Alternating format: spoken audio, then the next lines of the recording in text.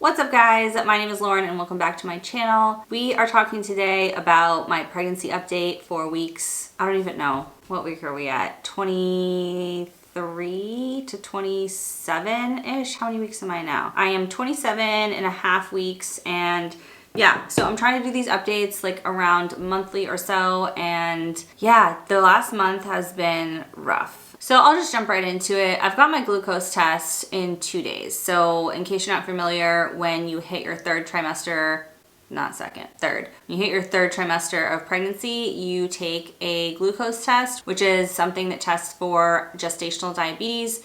And gestational diabetes is when you get diabetes just while you're pregnant. During the last trimester, it usually starts like towards the end of pregnancy, around like 24 to 28 weeks. So yeah. I have my test in 2 days. This is my second pregnancy. I had gestational diabetes with my first pregnancy and it was brutal. It wasn't just the fact that you have to track everything you eat and measure it and take your blood sugar like 4 times a day. It actually like totally wears you out in a way that doesn't happen when you don't have gestational diabetes. Like, it's just so brutal. My doctor actually pulled me out of work an entire month before my due date, and I wasn't totally on bed rest, but she just said I needed to stop working because I was getting dizzy while I was just like sitting there. I would just all of a sudden get dizzy, and that would happen sometimes when I was driving, and I was just so completely exhausted. And I guess I'll just talk about it. I don't really care. My job was not being supportive, and they just kept throwing work and work and work at me. And I remember my boss at one point, he's like, oh, when do you go on leave? And I was like, oh, like in 6 weeks. He's like, okay, here's 5 new files. You have plenty of time to deal with these. When he had no idea what my workload was or anything. Anyway, I used to be an attorney, left that career like almost a year ago now. Couldn't be happier with the decision, even though I still have massive student loan debt. Anyway, we're getting off topic. So the point of all this is I have not been feeling well, and it's very, very reminiscent of that feeling when I had gestational diabetes last time. And it started around 25 weeks. And so the last 2-3 weeks, I have been feeling on and off awful. There actually have been a lot of days where I do feel okay, but then all of a sudden I'll get like hit with something where I just feel unwell. It's really hard to describe, but I guess like one way I was trying to describe it to my husband the other night, it's like I felt like shaky like you do when you're hungry, but I also felt full and kind of nauseous. Like I wasn't actually hungry, but I felt shaky like I was. And ever since I started not feeling too well a few weeks ago, I have been cutting back on carbs and sugar significantly and have been eating more of like a gestational diabetes type diet. It's not perfect because I don't remember all the measurements exactly what I'm supposed to be eating, and my weight's a little different this time, and like, you know, I might have different recommendations from my doctor than I did last time, but I have been really being good about my diet and still not feeling good at all. So if I don't have gestational diabetes, I will be shocked. And I will also be really thankful if I don't have it, because if I'm feeling like this, not having it, I can't imagine what having it would feel like. But it's been kind of tough. I've been really exhausted. So I know it's temporary, but it's hard. It's hard because I'm taking care of a toddler like 9 to 5 days a week. She just decided to stop having a 2-hour nap in the middle of the day. So that's been fun. And yeah, it's just, I was thinking about this, like for all you stay-at-home moms, anybody who's a stay-at-home mom who's watching this, like when I worked as an attorney full-time, it was much more stressful, but being a stay-at-home mom is much more exhausting, like by far. So stay-at-home moms out there, be validated that you have a really hard job. And I was an attorney. I was like a junior partner at a mid-sized law firm for like 5 years. And being a mom, I think, is harder in a lot of ways. So that's that. I'm trying to just stay positive with it. I've had a couple moments where I like have a total freak out meltdown because the first trimester was very hard and the second trimester was okay for like a month, and then it started being hard. And I know I've got like 3 more months of this, and it's just like I'm trying not to get in my head too much about it and just know like the time will pass and I will survive, but it's hard not to think too far ahead of like, how am I going to do this for another 3 months while taking care of my daughter? So yeah, what else? I need to pee all the time. I have been trying to be better about drinking water because I know like especially when I had gestational diabetes. Water intake was a huge help to how I would feel throughout the day. So I have been trying to drink water, speaking of which. But when you're pregnant, drinking water is difficult. Like, just, it kind of sits there. It doesn't really go down the way it's supposed to because all your organs are smushed. This video is just gonna be kind of me complaining a lot. Not complaining, but just like telling you guys all the stuff that's been difficult. So I'm trying to keep a positive attitude. I don't like to come on here and be like, poor me, because I am so grateful that I'm pregnant, and like, I think about that every time I have a symptom. I'm like, I'll take this all day long to be able to have this child. It's so worth it, but doesn't mean that these things aren't hard to go through. So both can be true. But anyway, yeah, drinking water is not the easiest thing because it kind of gets stuck. It doesn't go down all the way, like very comfortably. And so drinking a bunch of water, it's just not as easy as when you're not pregnant. I've also been having a lot of trouble breathing. Just sometimes I feel like I can't catch my breath when I'm just sitting there because like the baby's smushing my organs and my lungs and stuff. So a lot of times when I'm trying to fall asleep, it's hard because I'll just all of a sudden like feel like I can't like breathe, and it's just been a little bit rough lately. So what else is going on? I did have the foresight to organize a bunch of baby stuff while I was still feeling well. I have a ton of baby girl stuff and just baby stuff in general from my daughter, and we're having another girl. So I did post a video, I think it was last week by the time this one goes up, that I filmed at 25 weeks of me organizing like a bunch of baby stuff, or not just organizing it, but going through and showing you guys what I had already organized. And like, I've got basically, besides bottles, like I think that's the only like thing that is total necessity that we don't have, and my pump, which I've ordered, but that's coming in once insurance, like you have to wait till a certain point for insurance to cover it for my insurance. So my pump is gonna come in May, so next month, and then bottles. And other than that, like we have pretty much everything we need. There's miscellaneous like first aid things, but I feel ready. Like I feel ready for the baby to come now. Like I was telling my husband this the other day, like I know she's not ready, but I'm ready. Like I'm totally ready if she wants to come. Like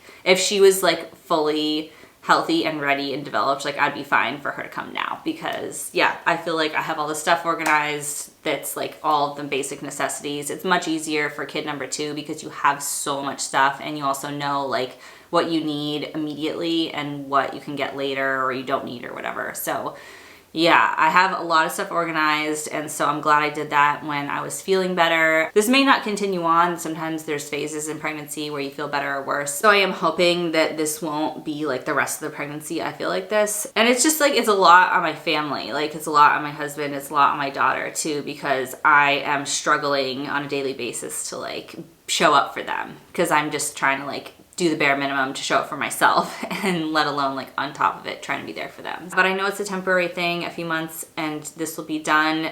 Newborn phase is also hard and amazing in different ways, but at least you have your body back at that point. Like postpartum recovery is very hard too, but at least you're not like growing a human anymore. Like you're on the other side of things with that. And I feel like the cute little newborn baby face, like just, it keeps you going in a way that pregnancy doesn't, because you can't see the baby. It's like all just like potential for the baby to be here. What else is going on? I need to pee all the time. I think the position she's in, she's just like dancing right on my bladder. So I always feel like I need to pee, and then I go when it's like not that much pee, but that's okay. That's, I think, very normal at this point in pregnancy, just needing to pee often. And if I'm peeing a lot, that means I'm drinking a lot of water. So that's a good thing. And then the other thing that's kind of weird, maybe I don't remember exactly when it happened last time, but last time when I was pregnant, I got that like dark line, I think it's called linea nigra, on your belly that goes like straight up from your belly button. Well, you guys can't see, but it goes like straight up from your belly button and straight down, and it's just like your skin gets darker there. I definitely had that very prominently on my belly with my first daughter, and it actually didn't go away till almost, I think it was more than a year postpartum till it was like completely gone. It took a long time to fade, and this time I don't have it at all yet. So I don't remember when it started with her. I don't remember, like, I don't know when it usually starts, but I've been waiting for it to show up, and it hasn't shown up this time. So we'll see if it happens. I assume it will, because that'd be weird if it didn't, but I know each pregnancy is a little bit different. And in terms of stretch marks, I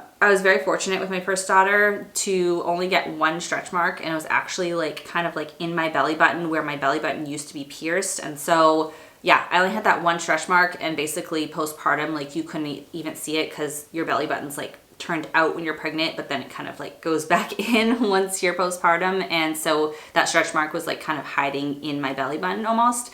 And so that stretch mark is definitely like, I'm seeing it again. It's a little bit bright red and stuff, but so far no other stretch marks. So if I can get through 2 pregnancies with only 1 stretch mark, that would be like incredible. Not that I really care at the end of the day, like whatever my body needs to do to have healthy children is 1000% worth it.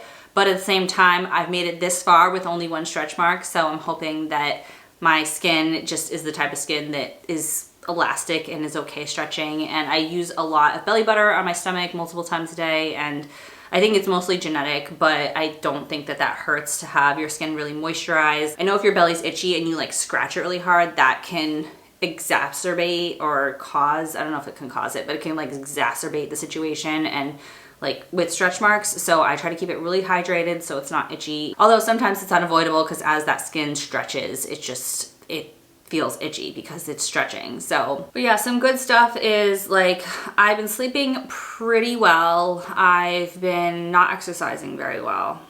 I need to pick that up. Last pregnancy, I didn't exercise at all, so I've done way more this pregnancy than I did my last, but I'm also lifting a 35-pound toddler on a daily basis, and so not exercising is like less of an option this time around because I just like, when I go upstairs with her, I've gained, how much have I gained? I've gained between like 15 or 20 pounds. I might be like a little bit ahead of where I should be with weight gain, but I'll see what my doctor thinks when I go see her. But anyway, if I've gained like 15 pounds, let's say, and my daughter's 35 pounds. That's 50 pounds that I'm carrying around extra. So like when I'm walking up the stairs carrying her, like I can barely make it. It's slow going. Like I'm holding her with one arm, hand on the railing with the other arm, and just like boom, boom, boom, like just the slowest steps upstairs. And by the time I get to the top of the stairs, I'm huffing and puffing. So a lot of times I just tell her like, hey, I can't carry you. But sometimes toddlers need to be held and I can't resist. And luckily my back has been good. I have scoliosis and have had back problems for years until I started going to the chiropractor.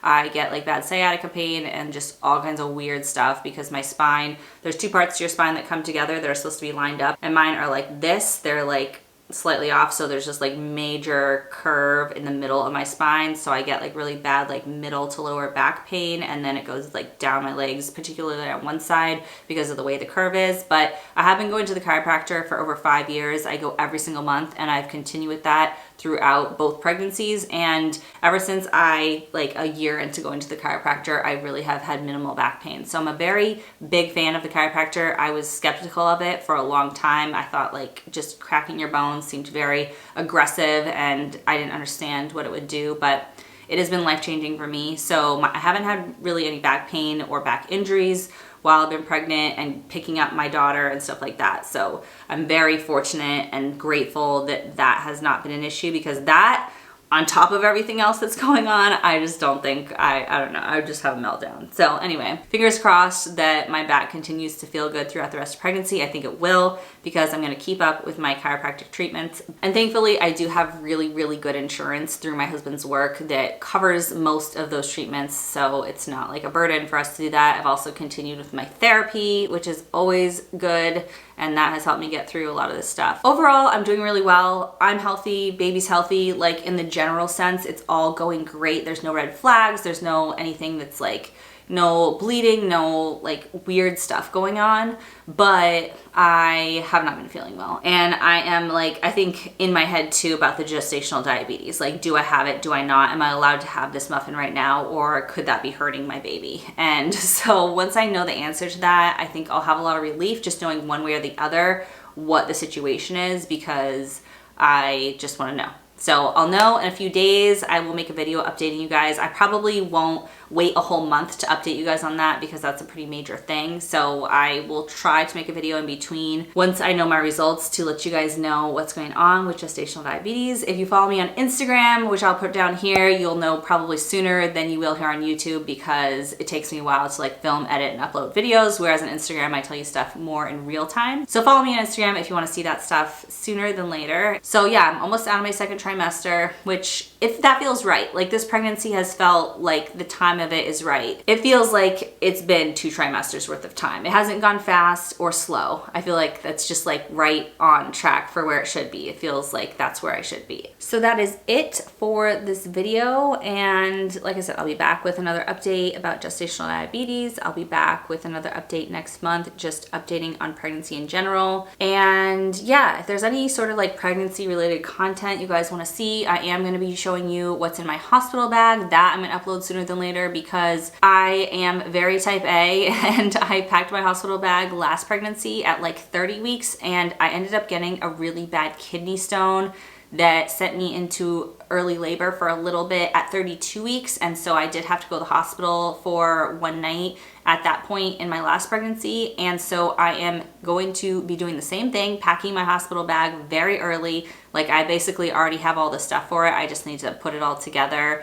And yeah, I'll be doing that over the next couple weeks just in case I do need to go to the hospital for a stay, whether it's because baby's coming or just for some other medical reason. And that way I'll have my hospital bag because I was really happy to have it all put together at that time I had to go overnight to the hospital. Because when you go to the hospital, like they don't have good stuff for you. They have good stuff for baby. They do not have good stuff for you. So like I had my deodorant, I had my toothbrush and toothpaste, I had my contact case and all that good stuff. I had an extension cord for my phone charger so I could like be on my phone, all that good stuff. So I will be doing a hospital bag video at some point, and I think I'm actually gonna go back to my last hospital bag video. What's in my hospital bag? I'm using the same bag because I'm trying to pay off debt and not trying to buy another bag. I have the same one still and it worked fine last time. So yeah, I'm gonna go back to my own video probably and watch it to see what was in the bag, remind myself of everything that I actually used, and then pack my bag again and have it all ready to go pretty soon. But like I said, if there's any other pregnancy related content that you want to see besides like the videos that I'm already making and have talked about, then comment below, let me know. I'd be happy to make more videos about what we're doing to prepare for baby number 2. If you liked this video, as always, give it a big thumbs up. It really helps on my channel. And if you want to see more videos like this from me, then hit that red subscribe button down there. I'd love to have you as a subscriber, and I'll see you soon in my next video.